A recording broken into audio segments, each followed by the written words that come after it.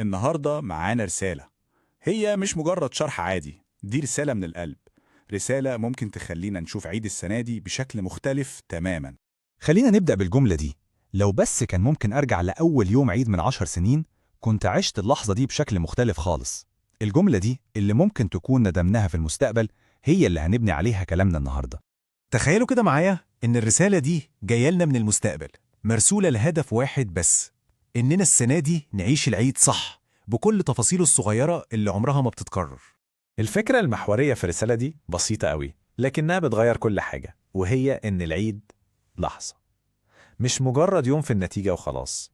طيب، إيه هي اللحظة دي؟ اللحظة دي ممكن تكون ضحكة صافية من حد كبير في السن، أو لمة العيلة الهادية بالليل، سلام مفاجئ من حد غاب من زمان، أو إيد طفل صغير بتجري عليك عشان تاخد العيدية. هي دي كنوز العيد الحقيقية اللي مش بتتقدر بأي تمن. الرسالة دي جاية ومعاها 5 نصايح عملية، 5 قواعد عشان نضمن إننا نعيش اللحظة دي صح. يلا بينا نشوف أول نصيحة. النصيحة الأولى ممكن تبان بسيطة جدا: افطر مع أهلك، بس الحقيقة دي يمكن من أهم لحظات اليوم كله. وهنا بقى الجوهر كله. قيمتها مش في اللي على السفرة، قيمتها في اللي حواليها. يعني وجود الناس دي وشوشهم حوالين بعض في أول صباح العيد هي دي الذكرى اللي ما بتتنسيش.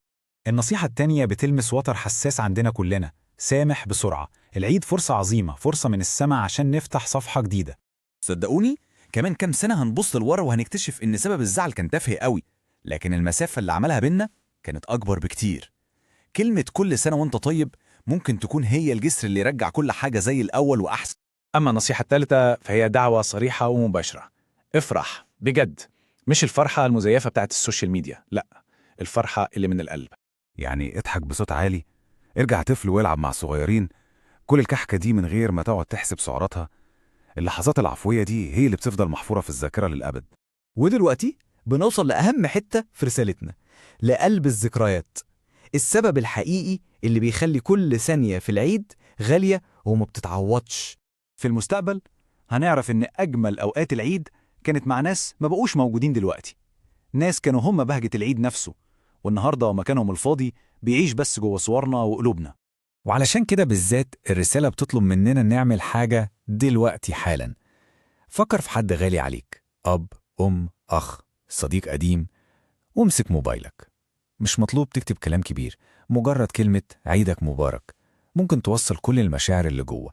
وده ياخدنا للنصيحة الرابعة اللي بتكمل الفكرة اللي فاتت على طول: صور كتير، وثق كل لحظة مهما كانت بسيطة. الصورة اللي بناخدها في ثانية واحدة بعد كام سنة بتتحول لكنز حقيقي. قيمتها مش في الكواليتي بتاعتها، قيمتها إنها بتحفظ جواها لحظة بكل تفاصيلها وناسها، لحظة عمرها ما هترجع تاني.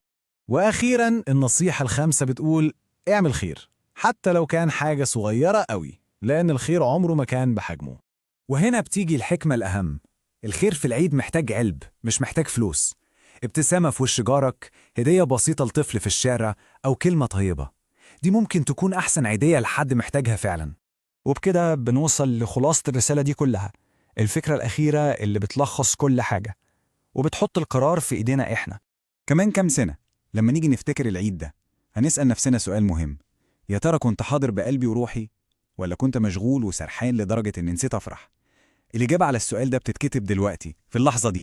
الرسالة واضحة وصريحة: عيش عيدك السنة دي كأنه آخر عيد، سامح بقلب مفتوح، افرح بجد، صور كل لحظة وافتح باب الخير. كل سنة والجميع بخير.